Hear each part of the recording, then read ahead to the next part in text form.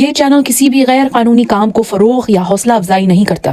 اس channel کی طرف سے فراہم کردہ تمام معلومات صرف تعلیمی مقصد کے لیے ہیں۔ ہوشیار ہوں اور احتیاط کریں۔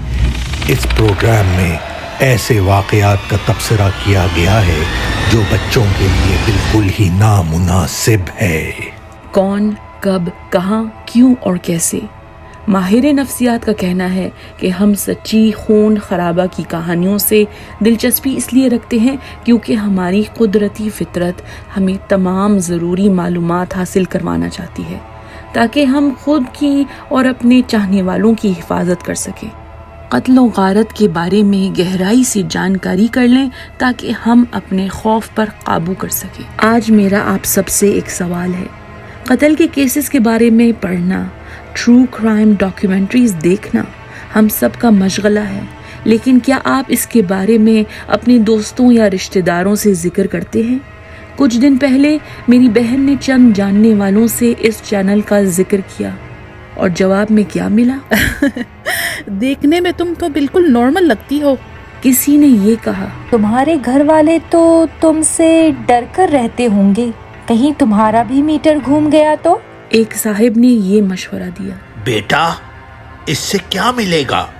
اچھی اور فائدہ مند چیزوں کے بارے میں سوچا کرو۔ آج کا سچا قصہ ایک ایسی دبنگ 17 سالہ لڑکی کے بارے میں ہے جسے ہماری طرح ٹرو کرائم سے دلچسپی تھی، اور ممکن ہے کہ اسی وجہ سے وہ ایک خطرناک سیریل کلر کا صرف سامنا ہی نہیں، اسے پکڑوانے میں کامیاب ہوئی۔ یہ ہے لیسا میکوے کی کہانی۔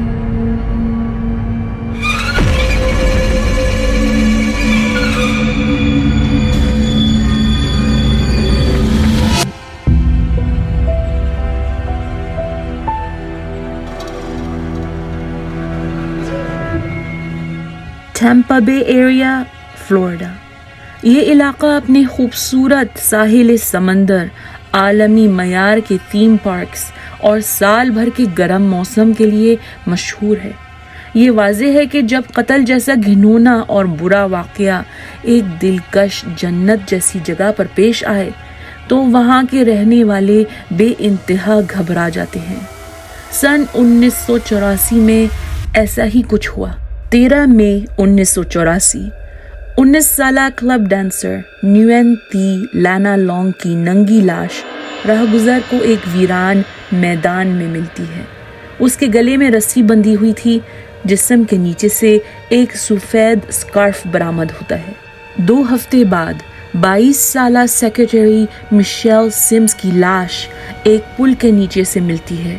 اس کا گلا کٹا ہوا تھا اور گردن میں پھندا پڑا تھا۔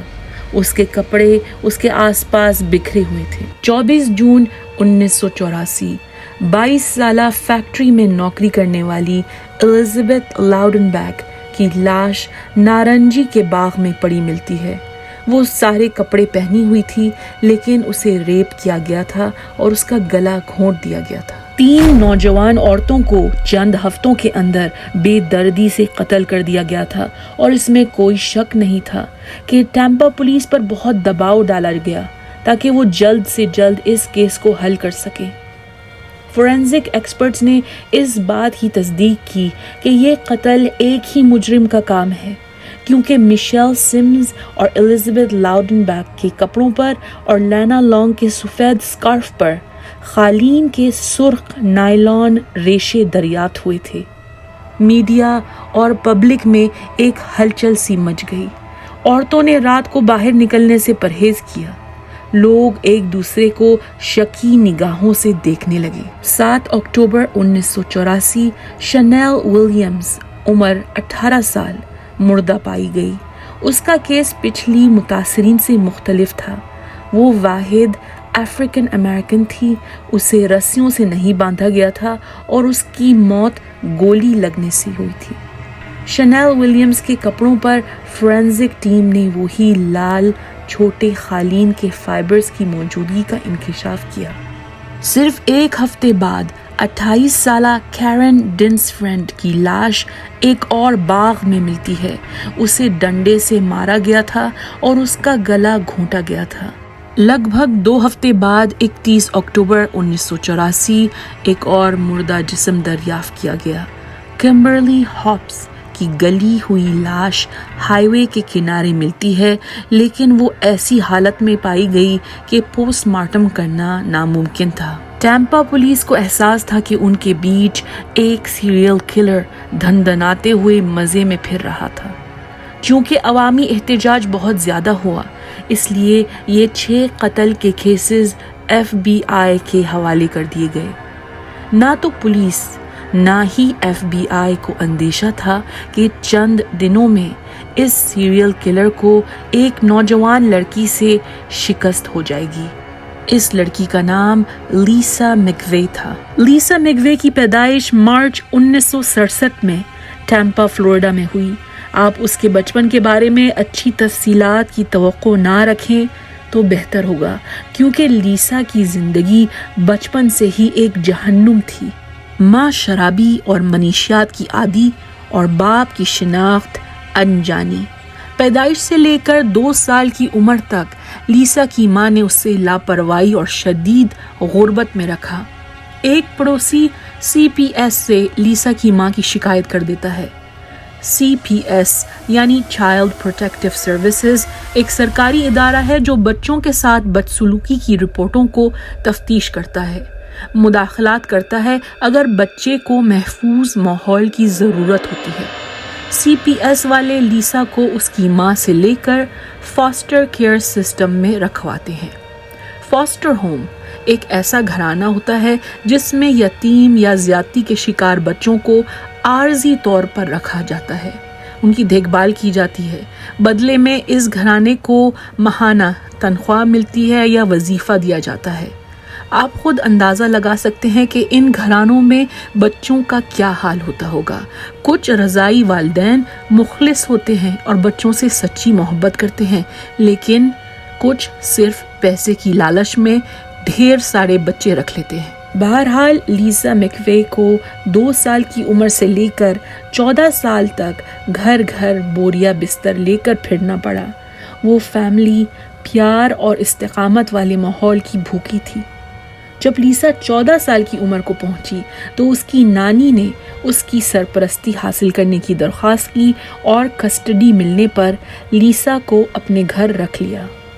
لیسا کا استقبال اس کی نانی اور نانی کے ساتھ رہنے والا مورس نامی بوائے فرینڈ کرتے ہیں۔ نانی ریٹائرڈ تھی، لیکن مورس اس سے عمر میں چھوٹا تھا اور نوکری کرتا تھا۔ نانی کے پاس آ کر لیسا بے حد خوش ہوئی۔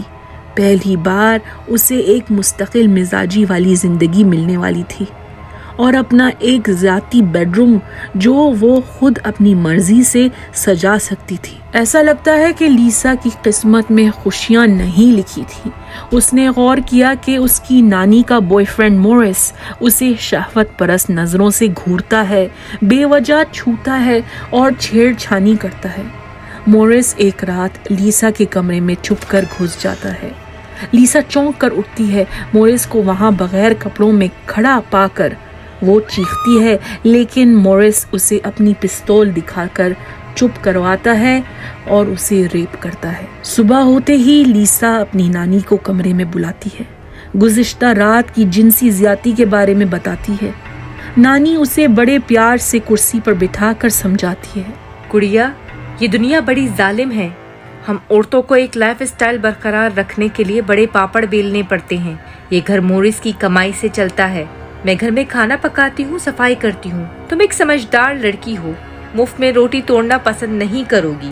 فکر مت کرو، مورس اور میں تمہیں آرام سے رکھیں گے، کسی چیز کی کمی محسوس نہیں ہوگی۔ موقع ملتے ہی لیسا اپنی ماں کو فون کر کے اپنا غم سناتی ہے، مگر اس کی ماں اسے فوراً چپ کر دیتی ہے۔ کہتی ہے کہ تم بڑی ناشکری ہو، نانی کا کہنا مانو، خود غرض مت بنو، اور سنو، تمہیں دوسروں کو یہ بتانا ہے کہ نانی تمہاری ماں ہے اور مورس تمہارا باپ۔ بس اب مجھے تنگ مت کرنا۔ اگلے 3 سال لیسا کے لیے اذیت ناک تھے۔ نہ تو اس کے پاس کوئی سہارا تھا، نہ ہی کوئی امید کی کرن۔ اس کے پاس تفریح یا وقت گزارنے کے لیے صرف ٹی وی تھا اور گھنٹوں تک وہ کرائم ڈاکیومنٹریز، پولیس اور عدالتی ڈرامے دیکھتی تھی۔ گھر میں کم وقت گزارنے کے چکر میں لیسا کرسپی کریم ڈونٹ شاپ میں اسکول کے بعد پارٹ ٹائم نوکری کرنا شروع کرتی ہے۔ وہ دل لگا کر کام کرتی ہے، گاہکوں سے بات چیت، دکان کی دیکھ بھال کرتے ہوئے وہ اپنے مسائل اور مورس کی زیادتیوں کو بھلانے کی کوشش کرتی ہے۔ 3 نومبر 1984 لیسا نے فیصلہ کر لیا تھا، اسے ایسی بے بس زندگی سے چھٹکارا چاہیے تھا۔ وہ ایک خودکشی کا خط لکھتی ہے، ارادہ کرتی ہے کہ اسکول کے بعد اپنی نوکری کی شفٹ ختم کر کے وہ گھر آئے گی، مورس کی پستول چوری کرے گی اور اپنی جان لے لے گی۔ اس شام لیسا کرسپی کریم پہنچ کر کام کرنا شروع ہی کرتی ہے کہ اس کا مینیجر اسے کسی بیمار ویٹر کی شفٹ لینے کا کہتا ہے۔ لیسا راضی ہو جاتی ہے، سوچتی ہے گھر جا کر مرنا ہی تو ہے۔ رات کے 2 بجے کام ختم کر کے وہ اپنی سائیکل پکڑ کر نکل رہی ہوتی ہے کہ کوئی گاہک اسے گھر چھوڑنے کی آفر کرتا ہے۔ لیسا معذرت چاہتی ہے، کہتی ہے کہ وہ تازہ ہوا کا فائدہ اٹھانا چاہتی ہے۔ اصل میں لیسا اپنے آخری لمحے تنہائی میں جینا چاہتی تھی۔ سائیکل پر سوار ہوتے ہی اس کے بالوں میں دھیمی ہوا کے جھونکے کھیل رہے تھے۔ لیسا کافی عرصے بعد سکون کا سانس لیتی ہے۔ لیسا کے گھر کے راستے میں ایک چرچ آتا تھا۔ لیسا نے دیکھا کہ اس چرچ کی پارکنگ لاٹ میں ایک گاڑی کھڑی ہے۔ گاڑی مرون رنگ کی تھی اور اس کا ایک ٹائر دوسرے ٹائر سے مختلف تھا۔ لیسا کو بہت حیرت ہوئی کیونکہ اتنی رات گئے چرچ خالی ہونا چاہیے تھا۔ لمحوں میں اسے احساس ہوتا ہے کہ وہ گاڑی اب اس کا پیچھا کر رہی ہے۔ وہ زور سے پیڈل چلاتی ہے اور آگے نکلنے کی کوشش کرتی ہے، مگر کوئی اسے پیچھے گھسیٹ کر زبردستی سے سائیکل سے اتار لیتا ہے۔ لیسا کو پستول کا ٹھنڈا لوہا اپنی کنپٹی پر محسوس ہوتا ہے۔ لیسا سوچتی ہے کہ یقیناً خدا مجھے سزا دے رہا ہے، میں نے اپنی زندگی کی قدر نہیں کی تھی، لیکن اس اجنبی کے پاس میری جان لینے کا بھی اختیار نہیں ہے، مجھے اس اجنبی کے ہاتھوں نہیں مرنا ہے۔ آنکھیں نیچے رکھو، چیخنے کا سوچنا بھی مت، تھوڑی دیر میرا دل بہلاؤ اور میں تمہیں چھوڑ دوں گا۔ لیسا بڑے تحمل سے اس آدمی کا کہنا مانتی ہے۔ اسے یاد تھا کہ جب بھی وہ مورس کی بات نہیں مانتی تھی تو وہ آدمی اسے اور بھی زیادہ مارتا تھا، اذیت دیتا تھا۔ لیسا کا دماغ بس سروائیول موڈ میں چلا جاتا ہے، اسے ہر حال میں اپنی جان بچانی تھی۔ اجنبی لیسا کی آنکھوں پر پٹی باندھنا شروع کرتا ہے۔ لیسا کو یاد آ گیا کہ ایک ٹی وی ڈرامے میں اغوا ہونے والا لڑکا اپنے بازوؤں کے مسل کو ٹائٹ کر لیتا تھا جب بھی اسے رسیوں سے باندھا جاتا۔ بعد میں جب وہ اپنے بازوؤں کو ڈھیلا چھوڑ دیتا تو رسیاں بھی ڈھیلی ہو جاتی تھی۔ لیسا بھی وہی کرتی ہے، اپنے جبڑے کو سخت، اپنے گال کو پھلا دیتی ہے۔ اجنبی آدمی لیسا کے کپڑے چاقو سے کاٹ دیتا ہے اور اسے ریپ کرتا ہے۔ لیسا یہ ظلم چپ چاپ سہتی ہے۔ پھر وہ آدمی ڈرائیور کی سیٹ میں بیٹھ کر گاڑی چلاتا ہے۔ لیسا کے اندر کی سوراخ رساں ہر چھوٹی تفصیل پر غور کرتی ہے۔ اس نے اپنے چہرے کے مسلز کو ڈھیلا چھوڑ دیا تھا اور آنکھوں کی پٹی ہلکی سی ڈھیلی ہو گئی تھی اور اسے تھوڑا تھوڑا دکھائی دینے لگا، لیکن وہ اپنے پورے حواس کا استعمال کرتی ہے۔ لیسا سب سے پہلے چپکے سے اپنی انگلی کو کترتی ہے اور انگلی سے بہنے والا خون اپنی سیٹ کے نیچے لگا دیتی ہے۔ لیسا نوٹ کرتی ہے کہ گاڑی کے فرش پر لال رنگ کا موٹا قالین بچھا تھا۔ گاڑی کے ڈیش بورڈ پر میگنم لکھا تھا۔ جب بھی گاڑی کسی موڑ پر آتی تو لیسا اس پر غور کرتی۔ گاڑی دائیں جانب مڑی ہے، پھر بائیں، پھر گاڑی کافی دیر تک نہیں مڑی اور عرصے تک تیز رفتار پر چلتی رہی، یعنی گاڑی ہائی وے پر تھی۔ جب گاڑی رکی، اجنبی نے اسے نکالا اور اسے پیچھے سے دھکا دیا۔ جلدی کرو، آگے سیڑھیاں ہیں، شرافت سے چڑھو اور ایک آواز بھی نہیں نکالنا ورنہ۔ 1 2 3 4 وہ چڑھتے ہوئے ہر سیڑھی کو گنتی ہے۔ ٹوٹل 22 سیڑھیاں ہیں۔ اجنبی گھر میں نہیں، شاید اپارٹمنٹ بلڈنگ میں رہتا ہے۔ لیسا آس پاس کسی پڑوسی کوئی بچے کی رونے کی یا کسی کے پالتو کتے کی بھونکنے کی آواز کی طاق میں تھی، لیکن خاموشی ہی خاموشی چھائی ہوئی تھی۔ اپارٹمنٹ بلڈنگ نہیں ہو سکتی، اس اجنبی کا فلیٹ شاید کوئی کاروباری کمرشل تجارتی بلڈنگ کے اوپر ہوگا۔ گھر میں داخل ہوتے ہی لیسا نے بلیچ، صابن اور صفائی کے سامان کی خوشبو سونگھی۔ یہ آدمی صفائی پسند ہے۔ اجنبی آدمی لیسا کو باتھ روم لے جاتا ہے اور اسے آنکھوں کی پٹی سمیت نہانے پر مجبور کرتا ہے۔ لیسا کو شاور کی موہری میں سیاہ بال نظر آتے ہیں۔ اگلے کئی گھنٹوں تک اجنبی لیسا کو ریپ کرتا ہے۔ ایک مرتبہ لیسا اپنے ہاتھ اس کے چہرے پر رکھتی ہے اور وہ اسے چھونے دیتا ہے۔ لیسا کی نیت اس کے چہرے کے نقش کو نوٹ کرنا تھا۔ اجنبی کی مونچھیں ہیں اور خشخشی باریک داڑھی، لیکن 1980 کی دہائی میں اس چیز کا فیشن تھا اور ہر کسی کی مونچھیں تھیں۔ لیسا غور کرتی ہے کہ آدمی کے گال پر چچک کے داغ تھے اور اس کے کان چھوٹے سے تھے۔ لیسا نے محسوس کیا کہ اجنبی کے مزاج منٹوں میں بدلتے تھے، پل میں تولا، پل میں ماشا، ایک سیکنڈ میں نرم دل، وہ اگلے لمحے میں جنونی گالی گلوچ کرنے لگتا تھا۔ اجنبی کا اعتماد حاصل کرنے کے لیے لیسا ایک پرسکون، اطمینان دلانے والی آواز استعمال کرتی ہے۔ آپ یہ سب کیوں کر رہے ہیں؟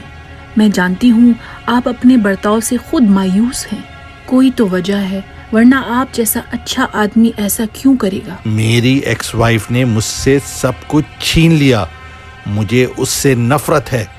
کسی عورت نے میرا ساتھ نہیں دیا، مجھے تمام عورتوں سے شدید نفرت ہے۔ لیسا اس سے دھیمی نرم آواز میں بات کرتی ہے اور خوب مکھن لگاتی ہے۔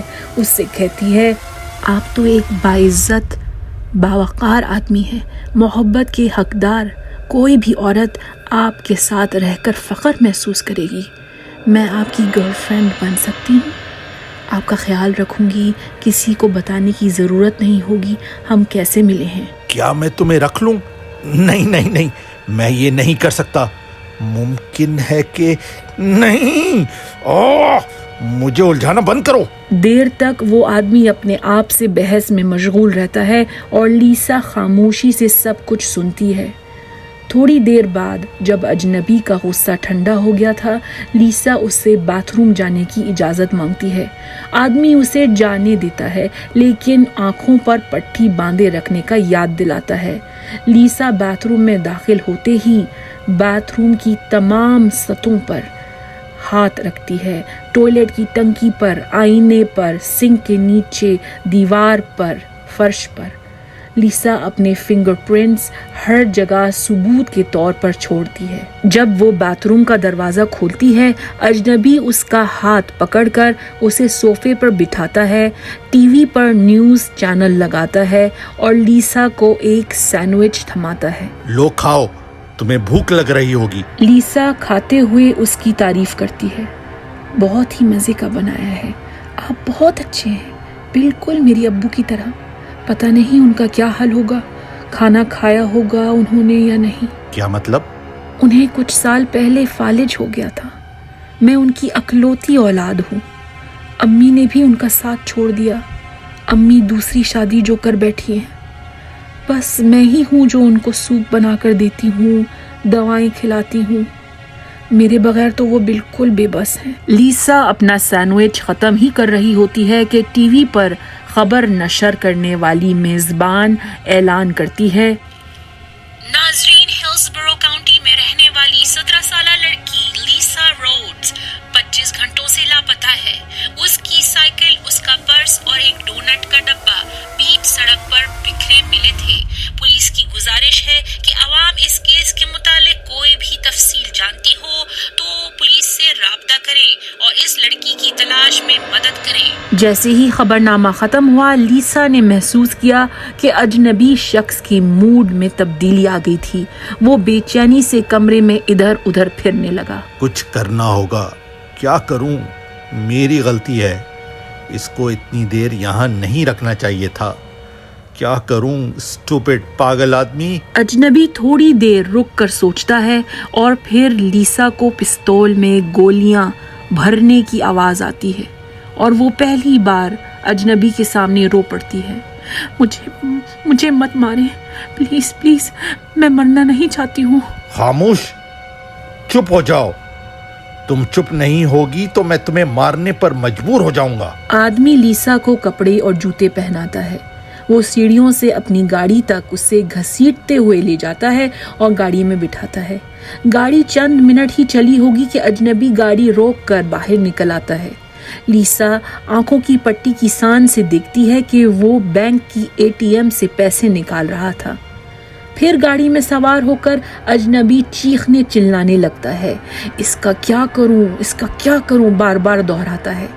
गाड़ी चलाते हुए किसी मजनू की तरह वो अपने बाल नोचता है। लीसा वही पुरसुकून आवाज में उससे मुखातिब होती है। गाड़ी रोकें और मुझे जाने दें। क्या कहा तुमने? प्लीज गाड़ी रोकें और मुझे घर जाने दें। हैरान कुन बात यह है कि अजनबी उसकी बात मान लेता है। वो गाड़ी रोकता है, बाहर आने में लीसा की मदद करता है, उसे गले लगाकर ये कहता है, अपने बाप का शुक्रिया अदा करना, उसका बहुत ख्याल रखना। सिर्फ उसकी वजह से तुम्हें जिंदा छोड़ रहा हूँ। वो चला जाता है और चंद मिनटों के लिए लीसा वहीं खड़ी रहती है, क्योंकि उसे यकीन नहीं आ रहा था कि वो आदमी वाकई चला गया है या उसके साथ कोई घिनौना खेल खेल रहा है। जब वो आंखों से पट्टी हटाती है तो देखती है कि वो एक बड़े से पेड़ के नीचे खड़ी थी। लीसा अपने घर की तरफ भागना शुरू करती है। घर की दहलीज पर खड़े होकर वो एक लंबी सांस लेती है। अगर आप सोच रहे होंगे कि चलो अब सब ठीक हो जाएगा, लीसा तो बच गई और अब वो महफूज है, आपका अंदेशा बिल्कुल गलत होगा, क्योंकि जैसे ही लीसा घर में दाखिल होती है, मॉरिस और नानी उस पर हमला करते हैं।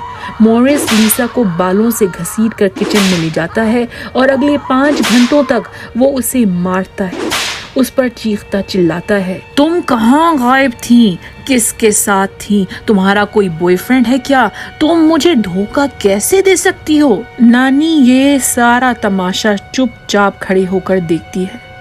लीसा उन दोनों को अगवा होने का बताती है, लेकिन वो उसकी बात पर यकीन नहीं करते। तुम अपने दोस्तों के साथ थी क्या, बोलती क्यों नहीं हो, शराब पीली होगी और अब नशा टूटा है तो वापस आई हो। आखिरकार नानी कहती है कि पुलिस को कॉल कर देना चाहिए ताकि वो लीसा को तलाश करना छोड़ दे।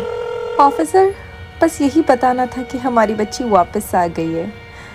नहीं, कुछ नहीं हुआ उसे, झूठ बोलने की आदत है। घर से भाग गई थी और अब बहाना बना रही है कि किसी ने उसे अगवा कर लिया था।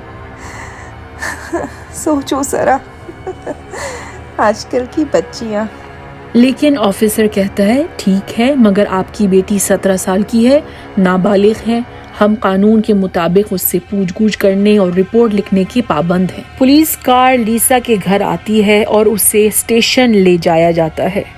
वहां पहुंचकर लीसा को एक प्राइवेट कमरे में बिठाया जाता है और एक खातून पुलिस अफसर सवाल जवाब करती है। लीसा उसको ए से लेकर जेड तक सब कुछ बताती है। अच्छा बेटा, हम कल नहीं पैदा हुए, चलो जल्द से जल्द सब कुछ सच बताओ, हमारा टाइम जाया मत करो। लीसा उसे फिर वही बयान देती है। लीसा, हमने बेशुमार रेप के केसेस देखे हैं, तुम तो कहीं से नहीं लग रही हो, तुम तो ना रो रही हो ना घबराई हुई हो। देखो, अगर तुम घर से भागी थी और अब इरादा बदल दिया है, कोई बात नहीं, सच बता दो, तुम्हें तो कोई नहीं डांटेगा। इस बात पर लीसा को गुस्सा आता है और वो ऑफिसर से कहती है, अब मैं एक लफ्ज नहीं बोलूंगी, आप किसी ज़हीन समझदार ऑफिसर को बुलाएं, मैं अपना बयान उसी को दूंगी। चंद घंटों बाद सेक्सुअल क्राइम्स डिपार्टमेंट का एक इंचार्ज सार्जेंट लैरी पिंकरटन लीसा से मिलता है। वो उसे अपनी 9 उम्र बेटी की तस्वीर दिखाता है, कहता है, ये मेरी बेटी है, तुम्हारी जैसी, जिस तरह मैं उसकी हिफाजत करता हूँ वैसे ही तुम्हारी करूँगा, मुझे तुम्हारी बात पर यकीन है, सारी कहानी शुरू से बताओ। लीसा उससे एक एक तफसील बयान करती है। मरून गाड़ी, डैशबोर्ड पर मैग्नम लिखा हुआ था। 22 सीढ़ियाँ फ्लैट की थी। बेडरूम में वाटर बेड मैट्रेस था। आदमी का हुलिया, गोरी जिल्द, काले बाल, मूछें, चेहरे पर चेचक के दाग, छोटे कान और बाएं हाथ का इस्तेमाल करता था। सबसे कीमती याददाश्त, गाड़ी में लाल रंग का कालीन था। सुनते ही सार्जेंट लैरी पिंकरटन FBI को इत्तला दे देता है कि उन्हें टैम्पा बे के सीरियल किलर की एक और विक्टिम मिल गई है, लेकिन इस बार वो एक लाश नहीं बल्कि जीती जागती सीरियल किलर के बारे में मालूमात का खजाना है। सार्जेंट लैरी पिंकरटन लीसा के घर फोन करता है। मोरिस फोन उठाता है और कहता है कि मैं ही लीसा का बाप हूँ। सार्जेंट पिंकरटन मोरिस से लीसा से मज़ीद सवालात करने की इजाज़त मांगता है। कहता है कि हमारे पास एक हिप्नोटिस्ट है जो लीसा की याददाश्त की गहराई में जाकर अहम तफसीलात तलाश कर सकता है। जब मोरिस साफ इनकार कर देता है तो सार्जेंट पिंकरटन को बहुत हैरत होती है और वो लीसा को एतमाद में लाता है। आखिरकार लीसा अपना राज बता देती है। मोरिस मेरा बाप नहीं है, वो मेरी नानी का बॉयफ्रेंड है। 3 साल से मुसलसल मुझ पर जिनसी ज्यादती मुसल्लत कर रहा है। पुलिस डिटेक्टिव्स मोरिस को फौरन गिरफ्तार कर लेते हैं और लीसा के लिए महफूज रिहाइश का इंतज़ाम करते हैं। लीसा की तरफ से फराहम करदा मालूमात के साथ FBI मुश्तबा अफराद की फहरिस्त को छोटा कर सके। 1984 में सिर्फ डॉज मैग्नम एक वाहिद गाड़ी थी जिसके डैशबोर्ड पर मैग्नम लिखा था। उन्हें एक लाल डॉज मैग्नम की तलाश थी। FBI एजेंट्स को यह भी मालूम था कि मुश्तबा शख्स ने लीसा को छोड़ने से पहले बैंक के ATM से पैसे निकाले थे। उन्होंने आसपास के तमाम बैंकों के रिकॉर्ड्स हासिल किए ताकि ये मालूम कर सकें कि रात को उस वक्त किसने ATM इस्तेमाल किया था। डॉज मैग्नम की रजिस्ट्रेशन और बैंक रिकॉर्ड्स के जरिए एक नाम सामने आया, रॉबर्ट जोसेफ लॉन्ग, जिसे बॉबी जो लॉन्ग के नाम से लोग जानते थे। बॉबी जो लॉन्ग एक बेरोजगार एक्सरे टेक्नीशियन था। वो तलाक याफ्ता था और 2 बच्चों का बाप। उसकी एक्स वाइफ डिटेक्टिव्स को बताती है कि बॉबी जो शुरू में एक अच्छा शौहर और बाप था, लेकिन मोटरसाइकिल के एक संगीन हादसे में उसके सर और दिमाग पर बहुत चोटें आई थीं और उसके बाद उसकी शख्सियत में तब्दीली आ गई। बॉबी जो बच्चों को मारने पीटने लगा। बीवी को झगड़ते हुए उसने कई बार उसका गला दबाने की कोशिश की। बीवी तलाक लेकर बच्चों के साथ दूर चली जाती है। FBI एजेंट्स बॉबी जो लॉन्ग की तस्वीर खींचकर 5 और तस्वीरों के साथ लीसा को दिखाते हैं और वो लड़की फौरन बॉबी जो लॉन्ग की तस्वीर पर हाथ रखकर उसकी शिनाख्त कर देती है। 16 नवंबर 1984 को मूवी थिएटर की पार्किंग में बॉबी जो लॉन्ग को गिरफ्तार किया जाता है। उसकी गाड़ी सबूत के तौर पर जब्त की जाती है। पैसेंजर सीट के नीचे लीसा के खून के कतरे मिलते हैं। अपार्टमेंट के बाथरूम में लीसा के फिंगरप्रिंट्स। डॉज मैग्नम में वही लाल कालीन थी जिसके फाइबर्स हर एक मकतूला पर पाए गए थे। डिटेक्टिव्स दरियाफ्त करते हैं कि लीसा को रिहा करने के बाद बॉबी जो लॉन्ग ने सिर्फ 3 दिन बाद 6 नवंबर 1984 को 18 साला वर्जीनिया ली जॉनसन को अगवा और कत्ल किया। फिर 11 नवंबर 1984 को उसने 21 साला किम मरी स्वान का कत्ल किया। 24 सितंबर 1985 को बॉबी जो लॉन्ग ने 8 कत्ल और लीसा मैगवे के अगवा और रेप के जुर्म का एतराफ़ किया। जुलाई 1986 उसे कसूरवार ठहराया गया और मौत की सज़ा सुनाई गई। 23 मई 2019 फ्लोरिडा स्टेट प्रिजन अदालत में पेशी के तकरीबन 30 साल बाद बॉबी जो लॉन्ग को उसकी पसंद का आखिरी खाना दिया गया, roast beef, bacon, French fries और कोला। उसे लीथल इंजेक्शन के जरिए मौत के घाट उतारा गया। उस दिन लीसा मैगवे ने मीडिया के सामने पहले हर एक मकतूला का नाम लिया اور کہا بابی جو لانگ تمہارا شکریہ، کیونکہ اس دن تم نے کسی عام 17 سالہ لڑکی کا انتخاب نہیں کیا تھا۔ تمہارا شکریہ کیونکہ اس حادثے نے میری زندگی بدل دی، وہ بھی بہتر کے لیے۔ اور لیسا میگوے کی بات بالکل سچ ہے، وہ آج ایک شادی شدہ معزز شیرف ڈیپیوٹی ہے، اسکول کی ریسورس آفیسر ہے اور ایک موٹیویشنل اسپیکر بھی ہے جو سالوں سے نوجوانوں کی حوصلہ افزائی کرتی آ رہی ہے۔ دوستوں، یہ تھی لیسا میگوے کی کہانی۔